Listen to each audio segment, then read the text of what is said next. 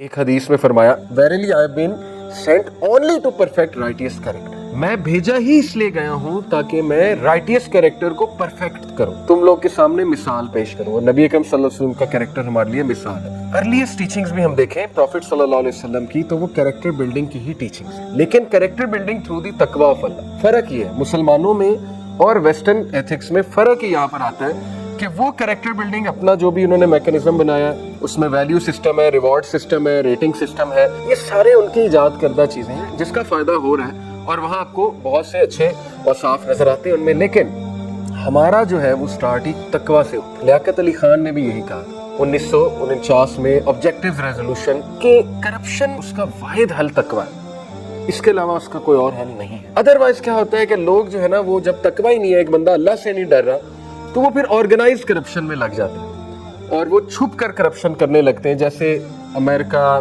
Waste میں organise level پہ corruption ہوتی ہے کہ پتہ بھی نہیں لگتا ہے لیکن کرپشن ہو رہی ہوتی ہے، اندر خاتے بہت کچھ ہو رہا ہے کیونکہ اللہ کا نہیں ڈر. The religion itself is entirely good character. Religion ہے ہی گڈ کریکٹر.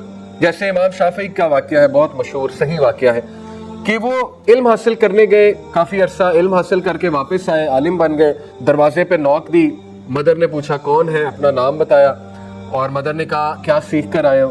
تو انہوں نے کہا علم اور آداب. تو مدر غصے ہوئی، کہتی کچھ نہیں سیکھا، واپس چلے جاؤ. تو بڑا شوق میں آئے کہ یہ کیا، میری والدہ نے اتنا روڈ بیہیویئر کیوں دکھایا؟ تو اپنے استاد کے پاس گئے، غم میں کہا یہ معاملہ ہوا ہے میرے ساتھ. تو استاد مسکرائے، کہتے پہلے آداب کہنا ہے پھر علم کہنا ہے. تو یہ جب آ کے واپس کہا نوک کر کے کیا سیکھا، تو کہا آداب اور علم. تو پھر دروازہ کھلا. یعنی وہ مدرز بھی کس لیول کی ویژنری خواتین تھی.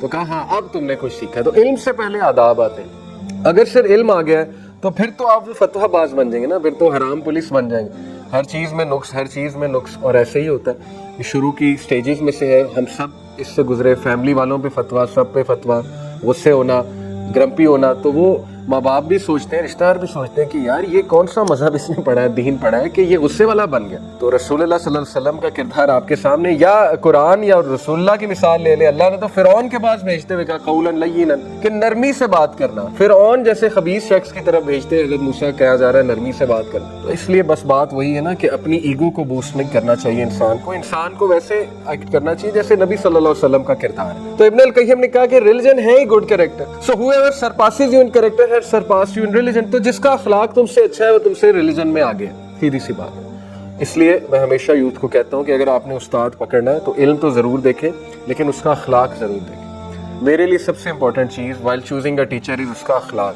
اس کی نرمی. یہ بہت ضروری، کیونکہ ٹیچر کا رویہ آپ میں آتا ہے، ٹیچر کا مزاج آپ میں آتا ہے.